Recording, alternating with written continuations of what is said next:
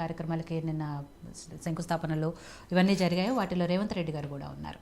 So ఓవరాల్గా కేంద్రంతో సఖ్యతతో ఉంటాము రాష్ట్రానికి రావాల్సిన ప్రయోజనాల కోసం, కానీ రాజకీయాల కోసం మాత్రం ఎన్నికలప్పుడు మాత్రం కొట్లాడేది అని చెప్పి ఏదైతే రేవంత్ రెడ్డి గారు చెప్పారో అంతవరకు బాగానే ఉంది. కానీ మోడీ గారు మాత్రం కాంగ్రెస్ బీఆర్ఎస్ కుమ్మక్కయ్యాయి, కాళేశ్వరానికి సంబంధించి కాంగ్రెస్ పార్టీ ఎలాంటి స్టెప్ తీసుకోవట్లేదు, అవినీతి జరిగిందని ఆరోపిస్తుంది తప్ప దానికి సంబంధించి ఎక్కడ కూడా చర్యలు తీసుకోవట్లేదు అని మోడీ గారు సభలోనే బహిరంగంగానే ప్రసంగించారు ఆయన. సో దాంతోపాటు కాంగ్రెస్ పార్టీకి సంబంధించి ఏవైతే 6 గ్యారెంటీలు ఇచ్చాయో అవి కూడా మోసం చేశారు, కాంగ్రెస్ పార్టీని ఎవరు నమ్మే పరిస్థితుల్లో లేరు, ఇవన్నీ కూడా ఆయన చెప్పారు. సో ఎలా చూస్తుంది కాంగ్రెస్ పార్టీ దీనికి సంబంధించి? ఎస్పెషల్లీ రేవంత్ రెడ్డి గారు పెద్దన్నగా మోడీ గారిని సంబోధించడం ఇవన్నీ కూడా రాజకీయ చర్చలకు దారితీసిన పరిస్థితుల్లో దాని గురించి యాజ్ యూజువల్ బీఆర్ఎస్ బీఎస్పీ పొత్తు గురించి ఏం చెప్తారు? ముందుగా యోజో టీవీ ప్రేక్షకులకు, మీకు ప్యానల్ ఉన్న వారికి అందరికీ నమస్కారం. మొన్న మోదీ గారు వచ్చిన సభకి కానీ పిఎం ఆఫీస్కి ఒక చీఫ్ మినిస్టర్ ఆఫ్ తెలంగాణకి ఇన్ఫర్మేషన్ ఉండి మీరు కూడా ఆదిలాబాద్ డెవలప్మెంట్ గురించి మాట్లాడుతున్నారు కాబట్టి మీరు కూడా రమ్మని ఆహ్వానించడం జరిగింది. దాన్ని ఉద్దేశంలో పెట్టుకొని రేవంత్ రెడ్డి గారు మొదలు కూడా చెప్పడం జరిగింది. అధికారం కాంగ్రెస్ పార్టీ రాగానే ఎల్బీ స్టేడియంలో ఒకటే చెప్పారు, మేము పాలకులం కాదు సేవకులం అనే ఒక మాట చెప్పడం జరిగింది. అదే దిశగా ఈరోజు కాంగ్రెస్ పార్టీ అధికారం వచ్చిన తర్వాత అయినా ఈ 80-85 రోజుల మధ్యన కూడా ఖచ్చితంగా ఏదైతే 6 గ్యారంటీలలో 4 గ్యారంటీలు ఆల్మోస్ట్ ఆల్ కంప్లీట్ చేయడం జరిగింది. ఇప్పుడు ఎలక్షన్ కోడ్ ఆఫ్ కండక్ట్ అయిన తర్వాత మళ్ళీ మిగతా ఈ 2 కూడా చేస్తామనేది చెప్పడం జరిగింది. అవి ఆ దిశగా అది పనిచేస్తుంది.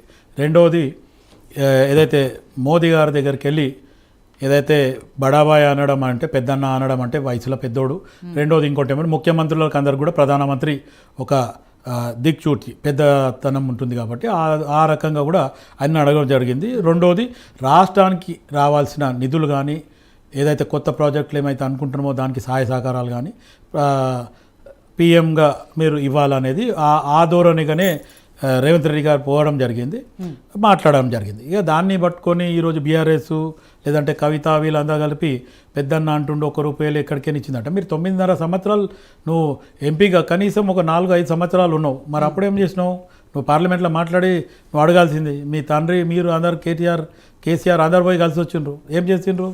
ఏం చేయలేదు. ఈరోజు ముఖ్యమంత్రి ఉప ముఖ్యమంత్రి ఇక్కడ ప్రమాణం చేసిన తర్వాత వెళ్ళి మా ప్రధానమంత్రి గారిని కానీ హోంమంత్రి అమిత్ షా గారు కానీ పోయి కలవడం జరిగింది మర్యాదపూర్వకంగా. ఆ తర్వాత వాళ్ళని కలిసి మాకు ఏదైతే తెలంగాణ కొత్త ప్రభుత్వం ఏర్పాటు చేసినాం దానికి ఏదైతే నిధులు లేవో ప్రాజెక్టులకు సమకూర్చాలని చెప్తే ఎస్ అయినంత మటుకు మేము సహకరిస్తామని చెప్పి మోదీ గారు కానీ అమిత్ షా గారు కూడా చెప్పడం జరిగింది.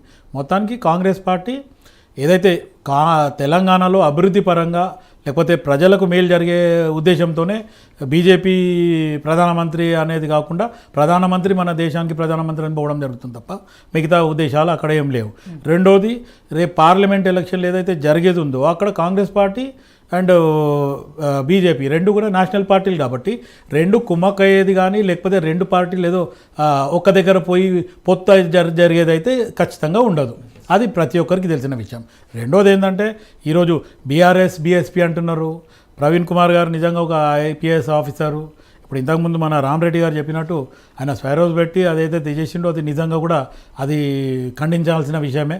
రెండోది కొంచెం ఏదో గురుకుల పాఠశాలల్లో కొంచెం ఆయన అభివృద్ధి చేయడానికి మటుకు ప్రక్షాళన చేయడం అదంతా కొంచెం చేసిండు, చేయలేని కాదు. ఆయన బీఎస్పీలో ఉండి కూడా ఏనుగు మీద నేను ప్రగతి భవన్కి పోతానని చెప్పిన రోజులు కూడా ఉన్నాయి.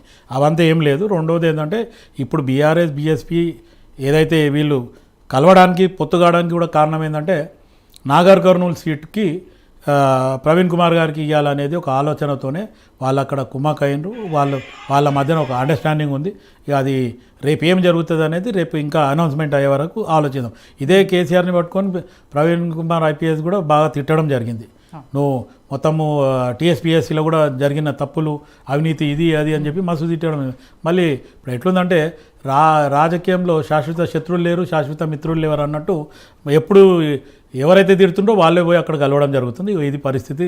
రేపు ఎలక్షన్ డేట్ అనౌన్స్ అయిన తర్వాత ఇంకా మార్పులు చేర్పు